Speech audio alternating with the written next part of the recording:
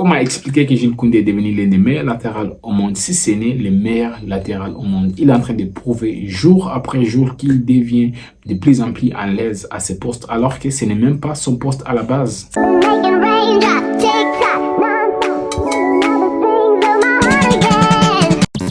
J'espère que vous allez bien, vous êtes sur la chaîne Soccer Time avec Adams. Aujourd'hui, vidéo sur Monsieur Jules Koundé qui nous pose masterclass sur masterclass. Match après match, il est en train de nous montrer qu'il devient de plus en plus à l'aise à ses postes de latéral droite. Pourtant, ce n'est pas son poste à la base, vous savez. Et quand Jules Koundé était à Séville, c'était un défenseur central. Et quand le Barça lui a payé, il lui a payé en tant que défenseur central.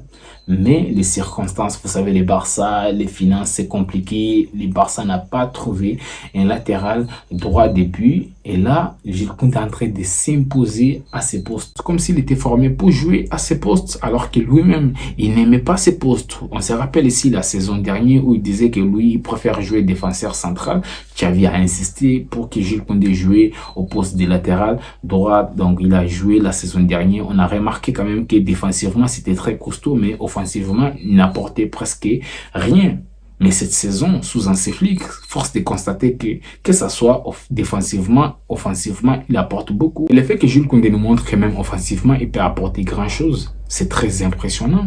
C'est très impressionnant, match après match, qui nous montre qu'il peut apporter beaucoup de choses, même offensivement. Et là, ça va faire de lui l'un des latérales les plus complets. Défensivement, il est juste infranchissable parce qu'on a vu à l'Euro là, il a pocket tous les ailiers à qui il a affronté pendant l'Euro. Il a pocket Nico Williams, il a pocket Doku, et Doku même récemment là, en Ligue des Nations, il a pocket Doku. Koundé, c'est juste incroyable, il est en train de devenir l'un des latérales les plus complet. Vous savez, beaucoup de latéraux, lorsqu'ils ont bon défensivement, offensivement, ils n'apportent pas grand-chose. Par exemple, Mendy, défensivement, le mec, il est infranchissable. Mais offensivement, même les supporters de Real Madrid se plaignent. Offensivement, il n'apporte rien du tout. Et aussi, les Alphonso Davies, les Arnaud, tout ça, offensivement, ils sont intouchables. Mais défensivement, c'est nul. Par contre, Jules Koundé, que ce soit offensivement aujourd'hui, défensivement, il est au top de sa forme. Et moi, je ne peux que dire chapeau à Jules Koundé. Vous savez, c'est très difficile de passer d'un poste à l'autre. Et Jules Koundé est en train de le faire parfaitement bien. Et aujourd'hui, il devient l'un des éléments les plus importants pour l'équipe aujourd'hui. Aujourd'hui, Jules Koundé équilibre la défense du Barça. Vous savez, l'autre côté, Baldé monte beaucoup. Baldé, c'est presque un ailier.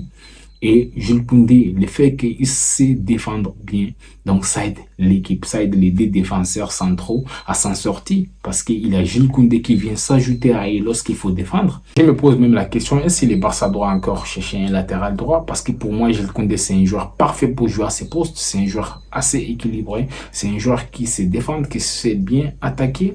Donc, je pense que le Barça n'a pas besoin d'aller chercher un latéral encore. Et ce qui concerne son remplaçant, je pense que Hector Ford peut quand même remplir ses rôles de remplaçant. Ses rôles secondaires, Hector Ford peut les remplir parfaitement. Et je trouve qu'il s'entend très bien avec Lamine Yamal et il combine aussi très bien avec Lamine Yamal. Maintenant, au mercato prochain, que ce soit au mercato d'hiver ou au mercato de l'été, je pense que le Barça ne doit pas aller chercher un latéral. Je pense que le Barça doit se pencher sur d'autres postes. Par exemple, au poste de gardien et au poste de neuf. Vous savez, Lewandowski ne va pas rester là pour l'éternité. Il commence déjà à prendre de l'âge, donc c'est compliqué. Ter Stegen aussi, vous savez, c'est très compliqué. Le Barça a pris un autre gardien, Kesni, qui arrive, je pense, lundi. Il va venir signer son contrat. Je pense que son contrat sera seulement d'un an. Donc, il va falloir chercher un très bon gardien. Et aussi un vrai neuf, un autre neuf à la place de Lewandowski.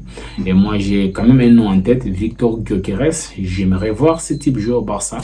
Tous ceux qui ne connaissent pas Victor Gyökeres, allez-y regarder les matchs des Sporting, vous allez le voir. Les mecs qui plantent but sur but. Les gars, c'est tout pour aujourd'hui. N'hésitez pas à me dire en commentaire, est-ce que vous pensez que Jules Koundé fait partie des meilleurs latérales au monde aujourd'hui? Donc les gars, on se retrouve à très bientôt.